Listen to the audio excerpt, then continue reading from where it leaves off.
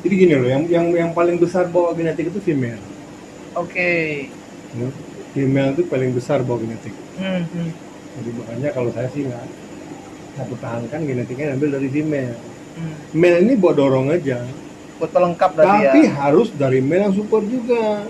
Oke. Jangan sudah dapat female bagus, dari genetik bagus, udah fondasinya kuat, kita masukin female yang nggak bagus, nanti rusak lagi.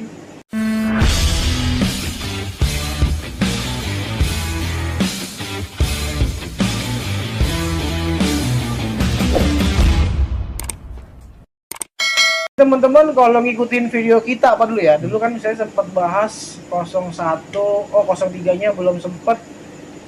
Pasti kaget Pak kalau lihat kecil ya. Kecilnya saya pribadi pun Pak tadi ngeliat pas gedenya kok bisa gini palanya ya. Karena kecilnya nggak kelihatan bakal bulat gede gitu. Biasa aja.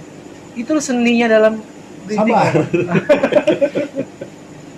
Nah itu teman-teman salah satu rahasianya dari Harco Farm kenapa bisa mencetak ikan lohan cencu Indonesia ini dari awal sampai sekarang tuh akhirnya ketemu genetiknya yang karakternya mirip. Inilah ciri khasnya dari Harco Farm. Jadi gini loh, yang paling besar bawa genetik itu female. Oke. Ya. Female itu paling besar bawa genetik. Hmm. Jadi makanya kalau saya sih nggak pertahankan genetiknya ambil dari female. Hmm. Male ini buat dorong aja, Buat pelengkap berarti ya. tapi harus dari male yang support juga. Oke. Jangan sudah dapat female bagus, dari genetik bagus, udah fondasinya kuat, kita masukin female yang nggak bagus, nanti rusak lagi. Ini juga harus female sempurna. Walaupun nggak sempurna banget ya, tapi yang untuk menutup ini harus ada di male-nya. Yang tadi saya bilangin contohnya, ini kurang shining misalnya, wajib dari male ini harus ini, betul kan? Ya, harus wajib. Jadi prinsipnya begini aja, saling melengkapi. Kurangnya apa, lengkapi lain. Tapi fondasi yang paling kuat itu dua oleh si Female. Nah, ini Pak, saya kepikiran gini, misalkan ya, ini kan kalau yang memang yang saya tahu, ini kan Harco sudah memang indukannya tuh udah dari turun temurun ya dari anak-anak Harco. Nah, misalkan nih Pak, ada case, wah kita lihat ada salah satu kekurangan dari ikan kita, apa di Harco Farm, terus ternyata kita dapat indukan yang lebih kira-kira, kita kegambar nih, kemungkinan bisa ketutup sama ini. Nah biasanya tips dari Bapak ini, apakah ketika nanti diketemukan dengan indukan baru dari luar, anakannya langsung dikeluarin atau gimana Pak Budi? saya tetap saya aduk dulu sama fondasi genetik awal. Berarti belum dari awal lagi tuh ya, F0, F1? Enggak lagi. Jadi misalnya nih, contoh, ini kurang shining misalnya. Itu saya cari dulu indukan yang punya shining. Saya kawinkan dulu dengan fondasi genetik Harco. Anaknya dia baru saya cross dengan yang tadi itu. Jadi nggak langsung. Karena langsung tadi itu ya masih campur-campur. Belum ketemu karakter kuat Harco-nya. Belum ketemu karakter Harco itu masih F0 F1 nih. Ini kan masih macam-macam di sini. Iya. Karena saya turunin lagi sekali lagi baru begini. Yang menarik gini Pak Budi. Teman-teman bayangin ya. Dari situ itu ikan masih diolah lagi. Pertanyaannya satu.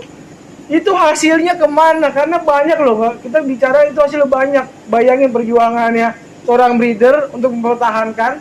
Artinya kan ada banyak satu batch anakan itu mungkin ratusan ribuan yang bakal kepake, betul kan Pak?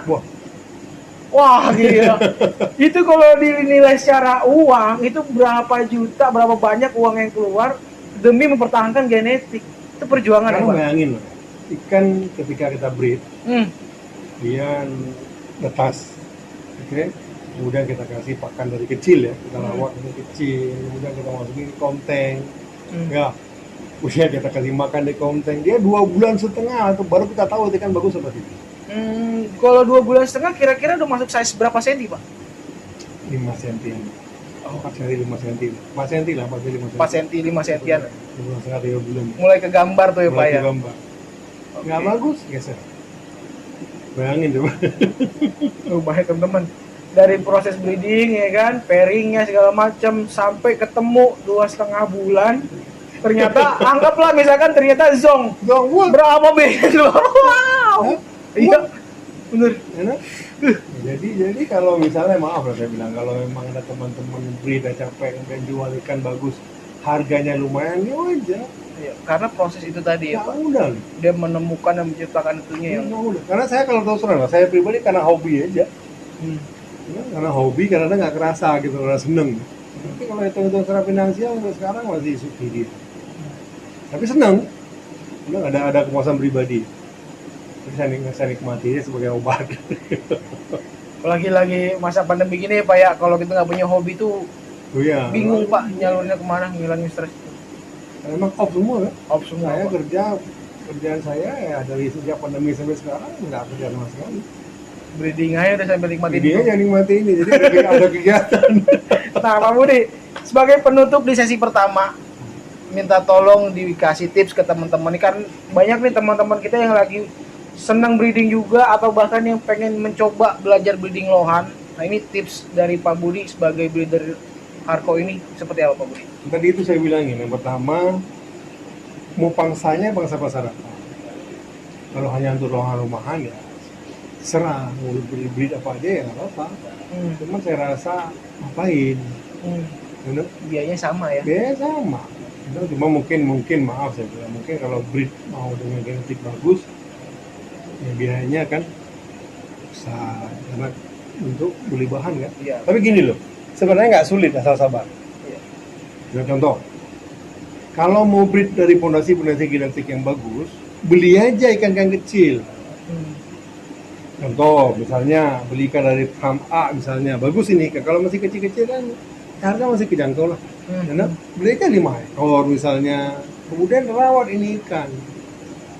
Rawat ini ikan, kasih pakan yang alami saja, tidak diwarnai dan macam-macam, karena fokusnya untuk indukan.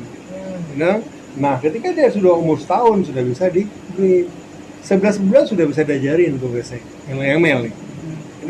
Jadi gini loh, jadi jangan berpikir nyari male yang bagus itu gampang. Betul nggak? Betul. Ya. Oh, bagi saya kayaknya susah nyari male loh daripada nyari female. Sekalinya ada, wadidaw harganya Pak. Apa itu? Ya, sekalinya ada nih yang kita pengen, Yang kadang male. nih maksudnya teman-teman ya. Male misalnya. Male. Maaf saya bilang, HS03 saya yang sudah jadi gesek, harganya ampun-ampunan itu. Nah itu dia Pak. Dan nggak saya jual. Kenapa? Karena ikan ini kan untuk bisa gesek ini kan nggak semua ikan bisa gesek. Iya. Saya nyimpan HS03 tuh banyak banget.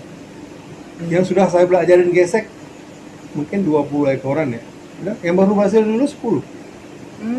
10-nya belum berhasil. Yang lain belum saya ajarin memang. Karena itu minta dibeli, nggak akan saya jual. Kenapa? Mesin. Betul nggak? Benar. Ikan sehat, ikan nggak kena pewarna, jadi ikan produktif. Karena susah nyari male itu. Jadi bagi saya kayaknya sih susah nyari male, bukan nyari female. Female masih banyak yang jual. Female gampang, dia nelor ya udah. Karena dari genetik bagus dibeli. Tapi kalau male jarang ada farm jual male. Nah Betul. ini Pak Budi. Hah? Ini menarik teman-teman buat kita bahas ke sesi kedua nih. Gimana cara Pak Budi ini merawat indukannya? Seperti apa? Kita tunggu di sesi kedua.